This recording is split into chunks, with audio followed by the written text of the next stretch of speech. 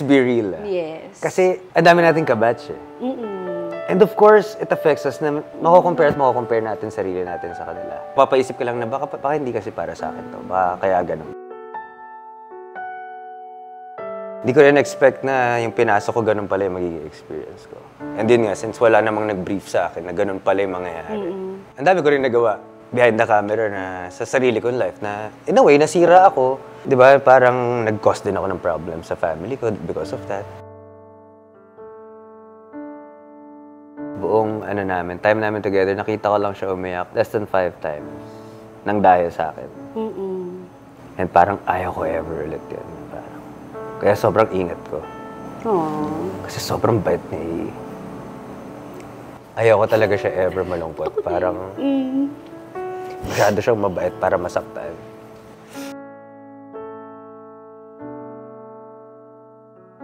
No matter the weather, we'll get through it together. You make all. Hello and welcome back to Behind the Scenes with Ina Season 3. Ayan, Father Series nga tayo ngayon. And today, we have someone na marami sa atin, nakita natin siya bilang housemate sa loob ng bahay ni Kuya. Pero ngayon, he has grown to be so much more an actor, a loving husband, and of course, a proud father. From being a teen housemate that captured our hearts, to finding love and building his own family. Let's welcome Mr. Pat Sugi! Hello! Grabe yung pa-Mr. Grabe yung Mr. ate. Si Pat Sugi. Ate, Ayan, naku, mga babies. Casual lang tayo ko. dito. Oo nga, ito na. Grabe Casual na po Mr. kami. Sorry, Nakakatanda. syempre yung mga natin, intro formal. So, ayun, kamusta ka sige. naman? Ayan. Actually, ganito pa rin naman. Joke lang. Kamusta ka na, Pat? Oh my gosh, long time. Long time. Sobrang Ibang-iba long na. time. Ibang-iba na from yung mga nakakasama niya pa na Pat before. Kasi lagi ako nasa house nila eh. Di ba? Lagi kami nasa house. Yung... Kasi si Pat kaya kami close sa kanya because he's friends with my sisters, si Ika, si Yana. Kasi same school sila ng high school. Kaya na ngayon ka lang naging close nalaman, talaga. akala ko kasi nagkakilala kayo sa Pero showbiz. after high school na kami, naging close talaga. Yeah, kumbaga After high school nag-reconnect na. kayo Yeah, nag-reconnect lang. Tapos doon na biglang, mas lumalim pa yung friendship na hanggang sa close ko na yung buong family nyo, di ba? Sobra, Sila as tita in, Nats. tambay sila sa bahay namin before sila Joe Vargas. Ayan. Dinadayo namin kayo sa QC, grabe. Di lang sa QC, nakaabot silang Marikina. Kung Lahat. saan, lahat ng bahay. Binaha kayo, pumunta kami, di ba? Oo, Grabe. so ganun yung friendship. Kaya thank you for your time. Of course. Siyempre, thank you Anytime. agad. Pat, pero No problem. siyempre, balik tayo from the start. PBB Teen Clash 2010. So, 2010 kasama ka doon. Isa sa mga kasama mo doon sila, James Reid, di ba? James Reid, Yan, sila Joe Vargas. Ryan Bang. Yan yung mga, ano ang experience na tumulak sa'yo sumali sa PBB? Actually, never naman kasi naging nasa plan ko yun, na mag-PBB ako or mag-artista ako or whatever. Kasi as a 16-year-old, 16 lang ako noon Oh my Sobrang gosh, mahihain ako eh. Hindi naman ako yung super outgoing guy na makikipag-usap kung kanina or random strangers. Tahimik lang ako. Kahit sa school, tahimik lang ako. I was just always into sports. Ganun lang. So never talaga siya naging plan. Parang na-discover lang din ako. Naglalakad ako sa Morato. Ay, talaga? Tapos that day pala mismo may audition ng PBB. Okay. And then parang may isang agent lang doon na nakakita sa akin. Siningin niya lang yung email ko, ganyan-ganyan. Tapos nag-end up na sa audition ako. So parang summer naman yun. So parang, sige, why not? Wala naman akong gagawin sa summer. Kahit yung mom ko, sige, game. So nag-audition ako. Tapos, di ko lang namalayan na nakakapaunti na lang kami ng paunti hanggang sa, ayun na, nag-start na yung PBB. Di ko naman in-expect na makakapasa ako, syempre, di ba sa dami-dami, no? Yes, kasi di ba talagang mga thousands nag-audition. Yeah, thousands talaga from all over the Philippines, di ba? So, yung akin, since wala siya sa plano ko, parang sobrang chill lang ako. So, parang kung di ako matanggap, okay lang. Ganun naman ako as a person talaga eh. Parang okay lang kung di ako matanggap. diba? Oo, try lang. Why not naman? Baka masaya. Tapos, ayun na, nakuha na ako. Nag-start na yung... Dami ko nakilala doon na hanggang ngayon best friend ko pa rin. Yeah. Si Joe. Best friend ko pa rin Hi, siya. Joe! Up to na. Yeah. Shout out, Joe. Pero hanggang ngayon, best friends pa rin kami. 15 years. Grabe, oh my gosh. Yeah, si James nakikita ko pa rin, si Ryan nakakausap ko pa rin. Marami pa rin na naging close ko In talaga contact dun pa sa din ano. kayo. Pero sobrang binago rin niya yung life ko, syempre. From, a normal high school kid na... Yeah, imagine at 16, no? Yeah, Parang at 16. binigay sa'yo yung mundong... Oo, medyo nakakagulat siya. Hindi ko in-expect. Medyo nakakagulat yung experience na from wala namang nakakilala sa'yo. Di ba? Pag naglalakad ka sa street or sa mall, normal lang. Very relaxed. Yeah. Walang mapansin sa'yo. Parang kahit anong gawin mo, walang may pake. Tapos biglang cut to tapos na yung PBB, biglang kilala ka na ng marami. Nung paglabas mo ng PBB, ano yung difference? Paano mo na-overcome yung fame? Siyempre, grabe yun. Ako, actually, nahirapan ako eh. Kasi hirap ako mag-pretend eh. Tumatawa yung friend mo. I'm transparent eh. Yes, yes. Hirap ako mag-pretend. Pag mainit ulo ko, mainit yung ulo ko. Pag wala ko sa mood, wala ko sa mood. Hindi ko kaya yung every hour, every minute of every day. Pag nasa harap ka ng ibang tao, nakasmile lang ako. Yes. Kaya nga quiet lang akong tao eh. Kasi, so chill lang ako, relax lang ako, wala akong masyado iniisip na stress. Pero yung gano'n na feeling mo lang, kahit hindi naman lagi, pero feeling mo lagi may nakatingin sa'yo. Parang, hindi naman ako na-brief sa gano'n eh. Yeah, from Diba? normal teenager at 16. Hindi ako na-brief kung paano yung mga taping na ganitong oras pala umaabot ang taping na ilang hours pala, sometimes more than 24 hours. So, before yon nung wala pa yung law, di ba? May bago ng law. So, di ako na-brief na ganun pala kahirap yung work. So, syempre, para sa akin, as a normal kid, bigla ka magtitaping ng ganun, puyat-puyat ka. Yun nga, hindi ko matago yung emotions ko. Masungit ako. Talaga? Kasi hindi ko gets eh, na talaga pang umaabot ng ganito. Sa utak ko ganun. Tapos syempre, pag medyo baguhan ka, hindi ka pa magaling eh. Di mo pa alam yung ropes. So, kulang ka pa sa workshop. Ganyan. So, medyo frustrating din siya. Kasi nga, hindi ko naman, wala to sa plano ko eh. Ganun, yung parang. Pero bigla akong ganito na nasa taping ako, may call time ako, late ako umuwi, puyat ako, mag-memorize ako ng lines, tapos may school. Oo nga, So, working student ka yeah, nun. so medyo magulo siya for me. So ako, yun yan, hindi naman ako na-brief na kung paano dapat umarte ang isang artista. Di ba dapat lagi kang patient, mabait ka lagi. So nalabas ko yung ugali ko na may mga times na mainit ulo ko na hindi ko alam na ganun pala sa showbiz na kumari magpakita ka lang din ng konting attitude. Kakalat Pag-uusapan ka na. Kaya ako, 16 ako, di ko alam yun. Overtime ko na lang na-realize yun. Kasi nga wala namang nagturo sa akin, wala nag-brief sa akin, wala namang artista sa family ko eh. Talagang wala namang nagtitaping. Yeah. Wala talaga. So ako, in-experience ko talaga siya. So overtime na lang, after ilang years, okay. Gets ko na. Kasi Naka-adjust ka pag din. artista, ganito pala dapat, ganyan. Okay, gets ko na. Ang laking leap lang na medyo yun, naging overwhelming siya sa akin. Na nagkaroon din ng times na hindi ko siya na-control na hindi sa work lumalabas yung attitude ko, pero sa life ko na behind the camera. Parang doon ko na nilabas yung frustrations ko sa mga nangyayari na. Siyempre, kung ano-ano tinry ko, bata ako eh. Yeah, oo. Parang medyo Pressure, bumibigat, no? bumibigat yung kantuwa na. Naaalala ko bigla yung mga experiences ko. Pero, hindi, ganun kasi nafe-feel ko rin dati. Parang, ang bigat ng pressure pala. Ang hirap pala na kailangan lahat nababaitan sa'yo. Yung gano'n, yung kailangan lagi ka mabait. Lagi ang hirap kang angel, no? Oo, mahirap pala yun. So, di ko rin expect na yung pinasok ko, ganun pala yung magiging experience ko. And yun nga, since wala namang nag-brief sa akin na ganun pala yung mangyayari. Ang dami ko rin nagawa behind the camera na sa sarili kong life na, in a way, nasira ako. Di ba? Parang nag-cause din ako ng problem sa family ko because of that. Yung mga ganong experiences. Hindi kasi totoo rin naman, imagine at 16, parang bigla ka napunta sa mundo na parang, wow, Spotlight. ano to? Yeah, may spotlight yung ka bigla. culture shock, Yeah, kumbaga, yeah. di ba? Parang nakaka-shock siya. Nakaka-shock talaga. Para hindi masyado mabigat. Dun sa PBB, ano yung mga fun and challenging moments na naalala mo nung nasa loob ka Ay, ng bahay ni marami. Kuya? Kasi ako competitive akong tao eh. Oo. So, mahilig ako sa sports eh. So every time may mga challenges sa bahay, gusto ko na nanalo. Eh for some reason, ilang weeks yata, hindi ko malilimutan. Parang 3 weeks akong ginawang captain ni Kuya. Kasi Okay. diba yung sa amin parang 2 houses, diba? So sa house namin, parang lagi akong ginagawang captain ng task. Talaga ikaw yung leader. Oo, pag may ganong competition, parang 3 weeks straight yan. Tapos 3 weeks straight din kaming talo. Oh my gosh, okay. Naalala ko yung mga games, pero frustrated ako dahil ayoko natatalo. Hindi na competitive na akong tao. Parang ginagawa ko naman yung best ko. Ginagawa namin yung best ko. Bakit kami natatalo? Tapos di ko malilimutan daw. Kasi pag talo ka sa weekly task, wala kayong budget eh. Yes. So ang kakainin lang namin is gulay and yung 1 egg per day namin. Grabe, totoo pala yun. Na free, no? oo. Kasi kahit naman yung ngayong PBB, di ba, pinakita nila may ganyan din. Oo, na may 1 ganun egg. talaga. So it's really So kailangan mo manalo. Talaga Kailangan mo i-earn yung budget. Yeah.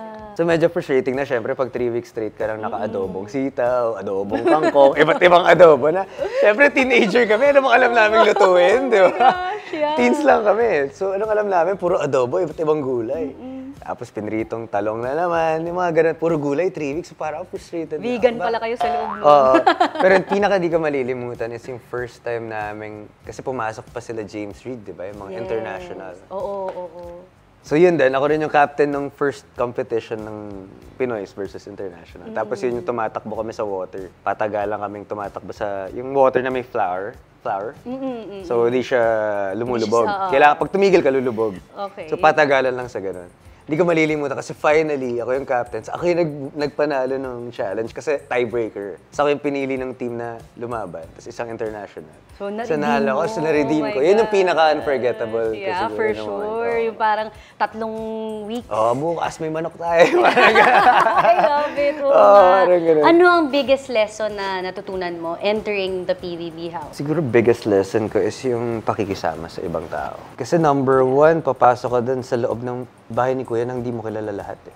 Literal, first time mo sila mamimit. Tapos, You have to sabay-sabay be a kayo family. matutulog. Tapos you have to be a family right away. Yes, no? Parang sabay-sabay kayong ganun. kakain, pagluluto niyo isa't isa, paghuhugas mo ng pinggan yung mga kasama mo. Yun yung siguro yun yung pinaka natutunan ko, yung makisama sa iba't ibang klase ng tao. Kung paano itrato rin yung iba't ibang klase ng tao. Kasi sa loob ng house na yun, parang literal iba-iba kami ng buhay. May mga masasarap ang buhay, mayroong mga nasa baba, di ba? Yung mga hirap sa buhay. So, yun yung pinaka natutunan ko, pakikisama sa iba't ibang klase ng tao. May they be rich or poor.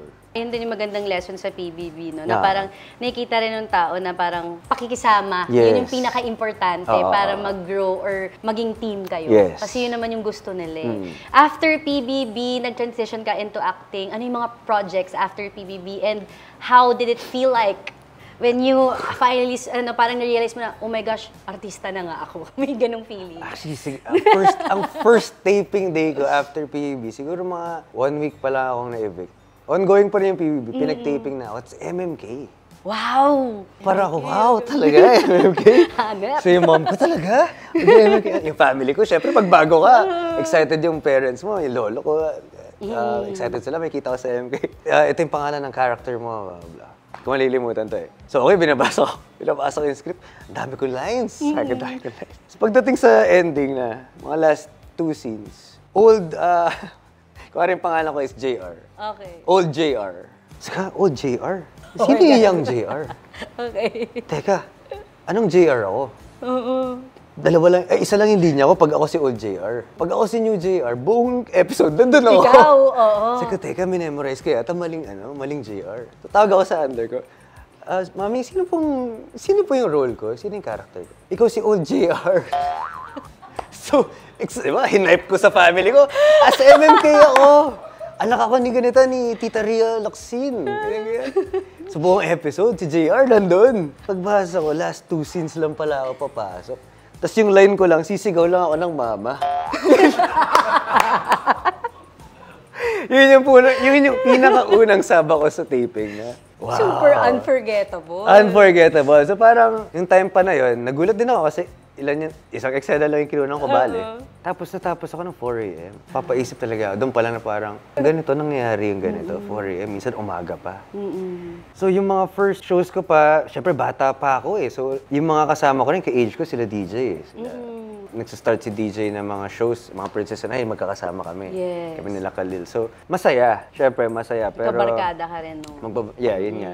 Ako kasi, yun nga, wala nga ito sa plano ko eh. Wala nga sa plano ko na mag-showbiz. So parang in a way pa rin, parang hindi ko gusto yung ginagawa ko. Nandun ako sa point na yun na parang, hindi ako ready dito, hindi ko naman gusto ito. Pero dahil, masaya rin naman, dahil kumikita kang pera eh. Kumikita kang pera, may mga na-meet kang friends. Lalo na, diba, bata ka pa nun, yung Bata feeling pa ako. na kumikita ka is a big thing. Lalo na.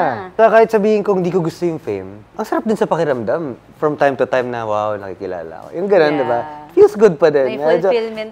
Medyo napipid pa rin yung ego mo kahit ano, diba? Totoo.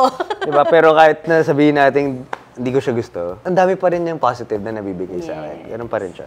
Kung papiliin ako, syempre, kung normal life or itong showbiz, parang kaya ko pa rin mag-normal life. Pero dahil may opportunity at may opportunity dumadating, syempre, kailangan ko lang kumapit na kumapit. And happy naman ako sa ginagawa ko. After a few years ko na lang yun na-realize na, okay, I actually like what I'm doing na. Nagkaroon ka na ng, naintindihan mo Parang na. naiintindihan ko na. Kasi yun nga, yung sabi ko kanina, walang nag-brief sa akin dito kung paano to, kung gaano katagal bago ko mag-gets lahat. Walang nagturo sa akin ng mga bagay-bagay na ganito. So, took me years talaga. Which is good kasi sabi naman, di ba, it takes training and practice Yeah. for you to be able to master something. Yeah. So, parang nagkaroon ko ng realization na, okay, parang kaya ko pala to. Okay, dito pala ako nilagay ni Yes, Lord. yes, May yes. ganun, no? Nagkaroon ng purpose. So may reason pala kung Yeah. bakit sinasabi ko before, lalo na nung nag-pandemic na okay na ako siguro, parang ayoko na rin mag-artista. Pero may reason kung bakit binibigyan pa rin ako ng binibigyan ni Lord ng ganong projects. So parang, sige, kakapit lang ako. Kung anong plano mo, Lord, sige, game. Yes. So that's why, doon ko na rin na-gets na, okay, wait, baka may purpose kasi. So, tuloy-tuloy lang. Diba? Alam mo, naniniwala ko dyan kasi like ako, magta-34 na ako and I've been in the industry for like, I don't know, 18 years. Diba? So, nandun din ako na parang, may point pa ba itong lahat ng ginagawa ko? Yung may ganun ka, di ba, na, para sa akin ba talaga to? Yeah. Pero, kagaya ng pag nagtitaping ka na, kagaya ito, pag ginagawa na, parang, ay, parang may purpose naman. So, kailangan maging patient din tayo. Diba? Kailangan kasi, let's be real. Yes. Kasi, ang dami nating kabatch eh. And of course, it affects us na, para sa akin ba talaga to? Kasi si ganito nakabatch ko, medyo nakaangat na eh.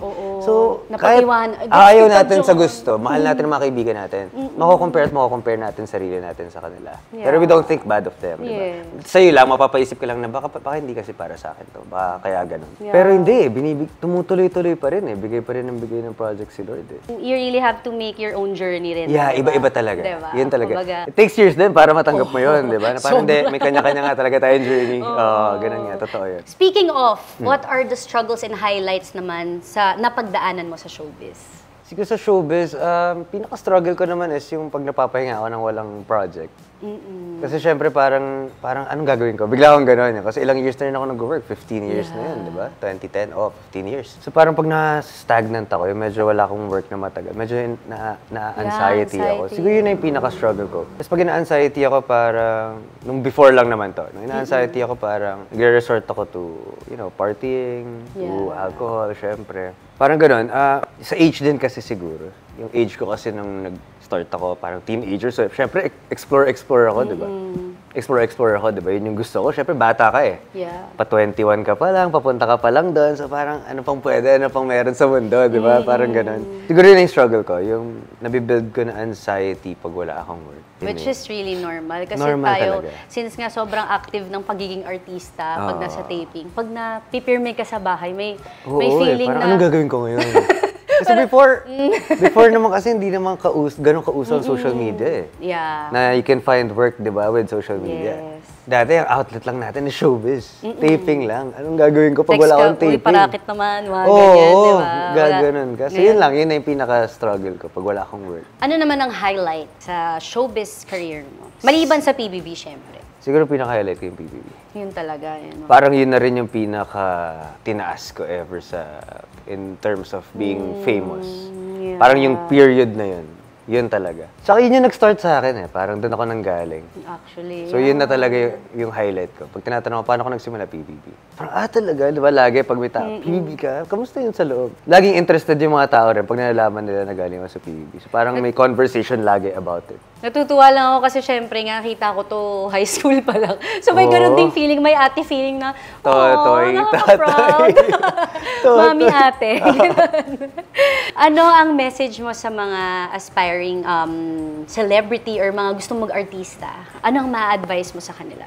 Get used to rejection, that's it. Kasi hindi mawawala yan sa career niya. Every now and then, or baka lagi, baka nga buong taon nire-reject ka. Pero may dadating at dadating. And may nagpo-provide niyan, kaya yun lang. Yes, very nice. Grabe, big boy ka Ate, na. so conscious ako! Sorry. Sabi ko ba, yes, very nice. May ulo eh, may ulo ka. Medyo naging ano ako to. May ulo eh. Ayan, sige, para doon naman tayo sa love. Okay. Finding the love of your life. Fast forward tayo sa love life mo naman. Okay. Let's talk about Ariel. How did your story begin? Ayan na, iba na yung ngiti niya. Nakakatawa kasi si A, nakita ko lang siya online. Ay, Streamer talaga? kasi siya eh. Nag-stream siya ng gaming before for Facebook. So yun yung ginagawa niya. Tapos ako, parang nag-scroll lang ako sa Facebook. Parang ganda eh. Tapos naman napatigil ako. So nanonood ako ng stream niya. Tapos nakakatawa siya. Kilala niya si A eh. Di ba? Nakakatawa siyang tao. Tawa ko ng tawa. Parang nalimutan mo na yung, okay, maganda. Pero yung nakakatawa. Tawa ko ng tawa. So, every now and then, sinisilip ko yung stream niya. Tawa ako. Minsan manonood ako. Nanonood lang ako. May pinsan pa akong kasama na, ay, tagal mo na dyan ah. Sumatawa lang ako mag-isa. Cute. Hanggang sa hinanap ko siya sa Instagram, minessage ko siya. Buti may social media na Oo, doon. meron na. Hindi niya ako nire-replyan. Sinin pa niya. Mga 2 months, hindi niya ako nire-replyan. So, okay, finally, sumagot na siya. May boyfriend pala kasi siya noon, kaya siya hindi siya reply. Okay, sabi ko, valid naman pala. Tapos, sa minessage siya, nag-reply na siya. So, inask ko siya, pwede ko siya sunduin, hatid ko siya pa uwi from work. Sinundo ko siya, drive-thru lang kami sa McDo. Taglit lang yung trip na yan, parang 10 minutes na yung work niya to her house eh. Literal, dinaanan ko lang siya, hinatid ko lang siya. Nice to meet you, ganyan. Nung gabing yun, may dinner kami nila Dom, Roque. Okay. Si Dom, nagaya siya din sa, alam niyo sa Timog, yung dampa sa Timog. Na yung mga karinderya doon, di ba? Gusto ni Dom kumain doon. Sabi ko, sige, tara, kain tayo doon. Sabi ko, pwede ba ako magaya? Nihaya ko si A. Sabi, gusto mo kumain? Sabi ni Dom, huwag ka magaya ng babae. Kung doon tayo kakain, sa iba na lang kung may kasama ka palang babae. Sabi, hindi, okay lang yan. Try natin kung maarte. Ayoko na maarte. Sumama siya. Pagdating namin, doon lang kami kumakain. Sobrang simple lang. Yung o-order ka, dito yung table mo. Nakaupo ka lang sa semento na stool. Order ka lang, lulutuin sa harap mo. Hindi siya nagre-reklamo. Nakikitawa siya sa amin. One of the boys. Parang nakakatawa naman to. Hanggang sa nagsunod-sunod na. Third time namin mag-meet sa church na. Dinala ko siya sa church. Well, Ikaw ang nagdala sa kanya. niyaya ako ni Marco sa church. Nung niyaya ko ni Marco, gusto ko lang nakasama. Pwede ba ako magsama? Sinama ko si A. Third time pa lang namin nag-meet nun. Sa Favor, sa church. Tapos after nun, nagtuloy-tuloy na. Nag-volunteer na kami bigla sa church. Pareho kami, nagpabaptize kami. Yung pastor, same pastor rin na the first time namin sa church, siya rin yung nagkasal sa amin. Ay, ang cute naman. So parang from the start pa lang, si God na talaga yung ano. Sabay naming nakilala si God, kumbaga. Kasi hindi naman din ako religious before eh. Alam niyo naman, obvious naman sa mga pinagagawa ko dati, di ba? Oo nga. So it was all new to me talaga. Yeah. Yung church, ang ganito pala dito. Pero there was something about that day, nung nagsisermon yung pastor, na parang feeling ko, yung pinapatama. Alam niyo yan, Christians kayo. I'm sure na feel niyo yung feeling niyo kayo yung pinapatamaan nung pastor. Yes, Parang yung sermon ba na to is meant for me? Yun yung naramdaman ko na parang, ano ba to? Ano itong nararamdaman ko? Parang gaya sumisikip yung dibdib ko, tapos naiiyak ako. Hanggang sa nag-worship, nagtaas na ako ng kamay. Tapos doon na nag-start talaga. So from the start pa lang kami ni A, every Sunday na yung church kami. Nagba-Bible study kami. First time ko mag-Bible study, medyo na-weirdohan pa ako. Na parang, Kasi pa hindi ka sanay sa Christian setup. yeah, wala akong alam sa Christian setup eh. So nung sinabihan kami na mag-Bible study kami, connect group pa yung tawag namin. So iba't ibang ages, na first time ko lang din sila ma-meet. Hindi ko pa nga in-expect na mag-open up ako eh. So nalaman din ni A lahat kasi nandun siya sa Bible study. So in-open up ko na lahat doon. Na hindi ko in-expect na ma-open up ko. Yeah. Pero ganun pala yun, yung feeling na yun, yung parang. For some reason, first time ko lang sila ma-meet, pero ba't ganito yung tiwala ko sa kanila? Parang ang gaang-gaang ng pakiramdam ko. So, gano'n kami nagsimula. Center agad namin si God. Kaya di rin nagtagal, nag-propose ako agad, nagpakasal kami. Ginawa namin lahat by the book. Live-in kami, pero di kami tabi matulog. Nasa couch ako, nasa bed siya. For 2 years. Wow. Di kami nagtatabi sa bed. So, yun. Lahat was by the book. Getting married, having a baby. So, parang ang happy nung Talagang life. dinestined kayo to be Destined together. talaga. Pero dami rin naming nalampasan, syempre. Na, Going back to the proposal, kwento mo naman sa amin, paano mo plinano yung proposal? sobrang simple lang ng proposal ko. Kasi I wanted to do it right away. Alam mo yung bigla ko lang naramdaman na hindi. Ba't ko ba pinapatagal? Parang gusto ko na. Gusto ko next week propose na next. So, kontak agad ako ng friend ko na nag-sell ng mga diamonds. So, bili agad ako. Ilang weeks lang. Tinawagan ko lang yung sister ko na, ate, pwede niyo ba akong tulungan? Gusto ko na mag-propose. Like, sige, ganito na lang. Sa bahay na lang namin. Sa condo lang ng sister ko. Set up sila ng candles, music, petals, ganun lang. Sobrang simple lang. Ano pa yung day, yung night pa na yun, kinakabahan ako, syempre. Like, tara, BGC muna tayo before we go to Ates. Kasi dapat, kunwari, may surprise kami kay ate. Uminom muna ako kasi kinakabahan ako bigla. Parang, ganito pala yung feeling. So, inom kami. Hanggang sa super simple, ano lang. What was important to me was, gusto ko lang nandun yung family ko. Gusto ko lang ma-witness nila. Sobrang intimate lang. Intimate lang talaga. Yung mga nagmamatter lang talaga. So, gano'n lang. Gusto ko lang, instant lang siya. Sobrang instant lang. Papakasal lang ko ito, babaeng to. Kwento mo naman sa amin yung wedding. Yung wedding ninyo. Yung wedding namin, grabe ilang beses pa namin minove yung dates. Kasi COVID season eh. Ah, shocks. Yeah. Yun yung kakatapos na ng COVID. So, nakailang move kami. Tapos, naka-warning pa yung Taal. Oh, so Tagaytay kayo. Actually, yung wedding, yung pag-plan nga namin. Sabi nga ng organizers namin, kami daw yung pinaka-chill na couple na nakatrabaho nila. Kasi literal, pag may tinatanong sila sa amin, kahit kung ano tingin niyo yung mas bagay. Lagi kaming, kayo nang bahala, we trust you guys. Kaya nung mismong wedding namin, hindi namin alam yung magiging itsura. Pagpasok na lang namin, what? ito pala yun. Talagang naano kayo, na-surprise kayo. Pero grabe rin yung wedding na yun. Siyempre, daming emotions. Lahat ng friends mo nandun, mga malalapit sa buhay mo. Pero surreal kasi ako ready na talaga ako. Yeah. Nagpa-bad trip kami pag namumove yung wedding. Kasi please, gusto ko na magtabi matulog. Oo nga. Gusto ko na magtabi matulog. Kasala tayo. Pero ang sarap ng feeling ng wedding na yun. Pag check-in pa lang namin the day before, wala na yung emotion ko. Parang nandito na. Parang huwag niyo akong tatanungin kung okay lang ako. Iiyak ako. Parang gano'n. Gano'n yung feeling niya. Gano'n ka naka-ready. No? Gano'n na ako ka-ready. Gano'n ko na gusto talaga siyang pakasama. From marriage, we go to fatherhood. What did it feel like when you knew that you were gonna be a dad? Wala siya sa plan. God's plan siya. God's plan. Sabi kasi namin after namin magpakasal, 2 years muna. Belo lang. Parang tayo muna. Travel. Tapos nagulat kami na may baby na kami. Parang after yung wedding, after 3 months, nalaman namin na 3 months ba? 4 months, pregnant na si A. Parang wala ka na rin magagawa. Okay lang yan. Kasal naman na tayo. Parang ito na rin naman yung next step. Perfect na rin kasi magto-30 na rin ako nung time na yun. So, pagiging dad, I love the job. It's not even not. I don't wanna call it a job. Pero I love being a father. Lalo na sa baby ko na parang, ewan ko pero bias ba ako? Pero cute na kita ko sa baby ko. Siyempre naman. Oo, bias to. Pero ang happy kasi ng home namin ate. 7 years na kami na pero di pa kami nag-aaway ever. Buong ano namin, time namin together, nakita ko lang siya umiyak less than 5 times nang dahil sa akin. And parang ayaw ko ever ulit yun. Parang, kaya sobrang ingat ko. Aww. Kasi sobrang bait ni Grabe. Anong message mo kay A? Grabe. Sorry. It's okay. Grabe. Sobrang love ko lang talaga. Grabe, di ba? Grabe. Grabe. Sobrang bait. Iyak ako. Ano siya? Wait lang. Ayoko talaga siya ever malungkot. Parang masyado siyang mabait para masaktan. Ganun. Hirap pala pag parang kapatid mo yun. Oo, hindi. Grabe kasi si A. Kilala mo si A eh. Kilala niya si A. Grabe yung bait niya. Hindi lang sa akin. Sa lahat ng tao, mabait siya. So, anong message mo sa kanya? Ba't po skip?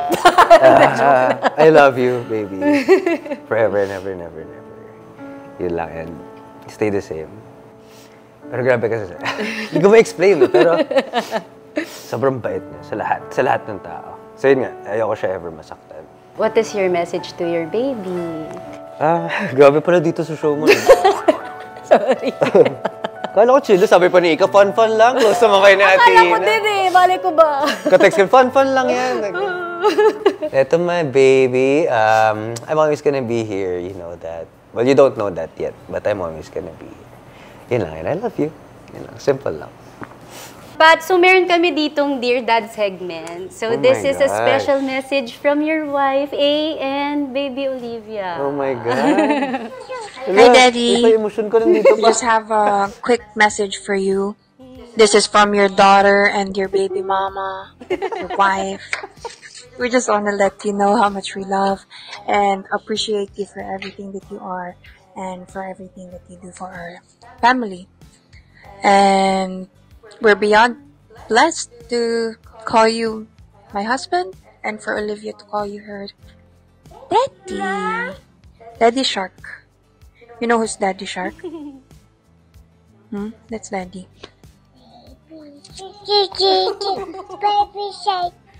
So yeah, Daddy. We pray that God will continue, Mommy Shark, that God will continue to guide you and to give you more wisdom and to always be grounded. You sing Mommy Shark off. So yeah. We're so excited for what the future holds for us, Daddy. Mommy Shark, do-do-do-do. Mommy Shark, do-do-do-do. Mommy Shark. Sam Concepcion, no? Hi, God. Let's end this now by saying bye-bye, Daddy. We love you so much. Baby shark doo doo doo, baby shark doo doo doo, baby shark doo doo doo, baby shark. It's Message.